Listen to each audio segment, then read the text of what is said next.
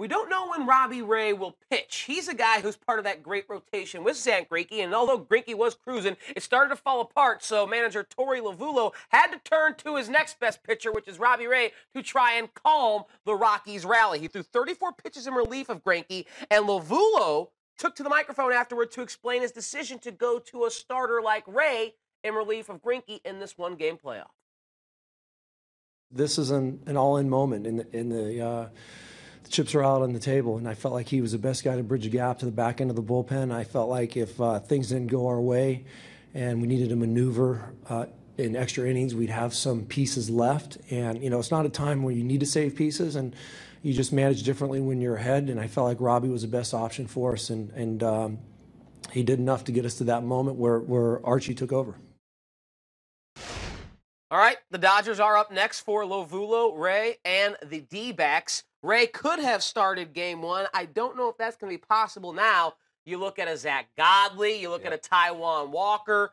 What does Lovullo do now to set up his rotation against a Dodger team that has a dangerous offense? Well, I think if you look at their staff top to bottom, you only have one pitcher on their staff that had above a 4 ERA. So there was a lot of depth there. Obviously, you want your ace to go out there and pitch, you know, and settle a game where you're up 6-0. Greinke wasn't able to do that, but I do think there's a lot of depth for Arizona, and I think that's why they were able to get into the playoffs this year. I don't think that Ray's going to be your answer. It's disappointing to see because last time he faced the Dodgers in L.A., he struck out 14, and they beat them 13-0. So you still have that ace up your sleeve. You still have Greinke, but you don't want to fall too far behind in the series. Yeah, I think the Diamondbacks will ride their offense, which is what they've done for most of the season, which is what we saw in this, you know, wild card game. We mentioned how deep the lineup is. I think that's going to be the key to everything. You need J.D. Martinez to give you some production, and I don't think they're going to be scared of the Dodgers because that is a familiar opponent. When you're playing a team from the NL West,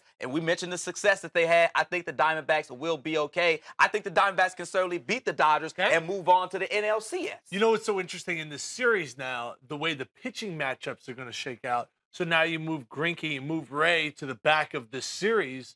Well, now the first couple of games, especially game one, if Kershaw ends up pitching, like you got to win if you're the Dodgers. Yeah. You know what I'm saying? Like you got to get off to the right start in this series, or else, you know, Arizona's playing pressure-free here. All the pressure's on the Dodgers because they've had the best record in the National League. It just seems like forever. You say, CT, the D-backs can win. Who will win this NLDS? I'll roll with the Arizona Diamondbacks. You're First time in the playoffs huh? since probably 2009. As Tim said, they're playing with house money. Goldschmidt, I think, is on a mission. Okay. I think he's going to continue to play at a high level. I picked the Dodgers to win the World Series 2 months ago. Okay. Actually, I said it was over, the National League, and then I said the World Series. And then they couldn't have played worse over an 8-week stretch. But I'm going to stick with my pick. I'm going to pick